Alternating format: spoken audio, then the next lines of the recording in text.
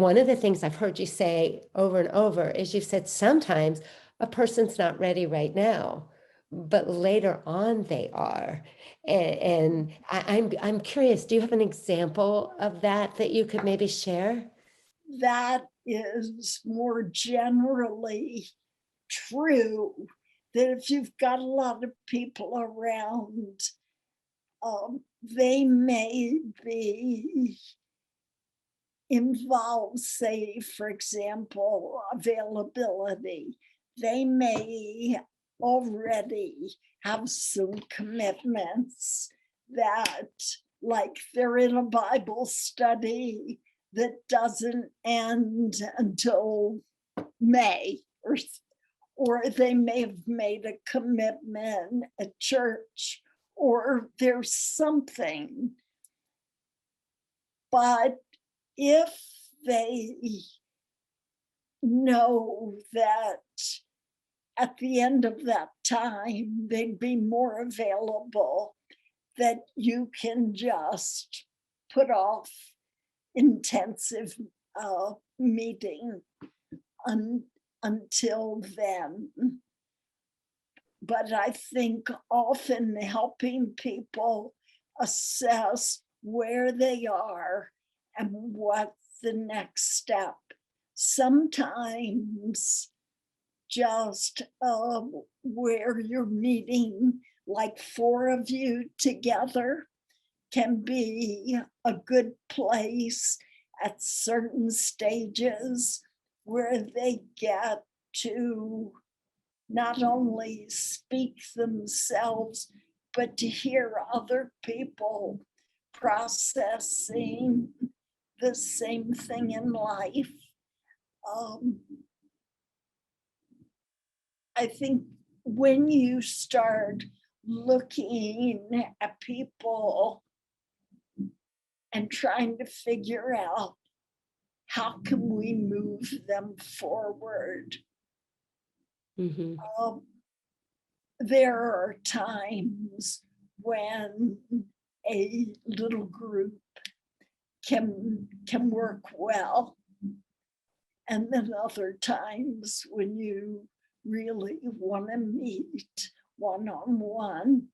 Mhm. And I think the individual time, there's nobody that doesn't profit from one-on-one at any stage.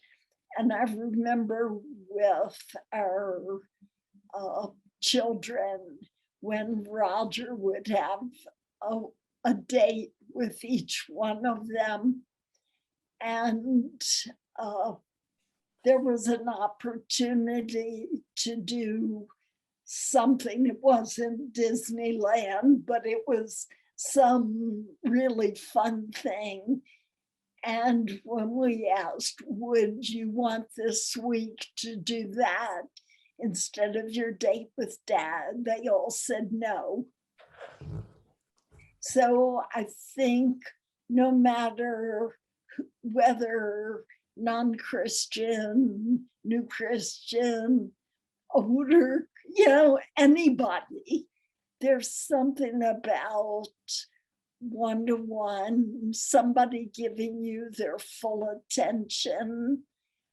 But I think you don't want to get involved in a um, something that's time intensive if people aren't at the place to benefit.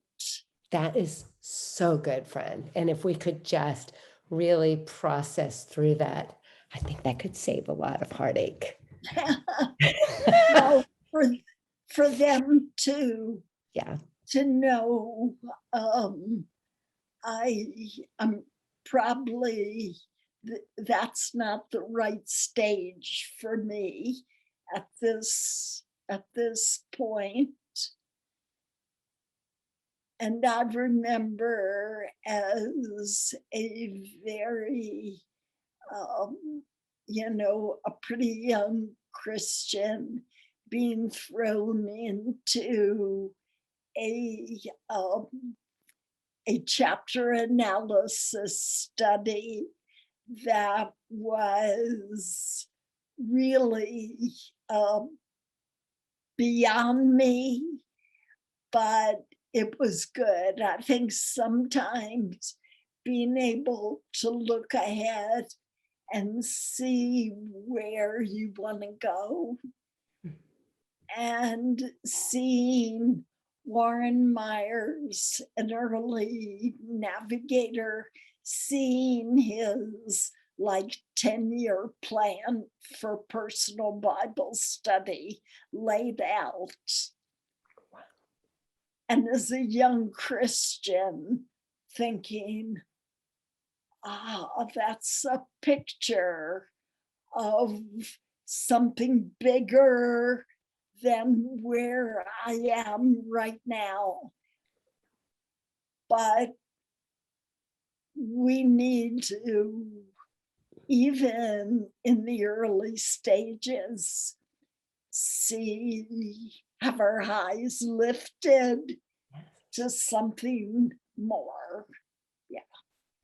Oh, friend, I absolutely love that. That idea of having our eyes lifted to something more, especially in a time when it seems like the term discipleship has been so watered down that it can just mean let's get together and talk, and to be able to cast a vision. And I loved what you said too, that a lot of times as we ask questions to find out where somebody's at, what do they think about discipleship? Sometimes they might select themselves out and realize, oh, that's not really what I want. So it's not even that we have to say, oh, we'll disciple you, we won't you, but to really communicate a lot on the front end to understand that what else, that question you have, well, what does that look like for you? That is so good.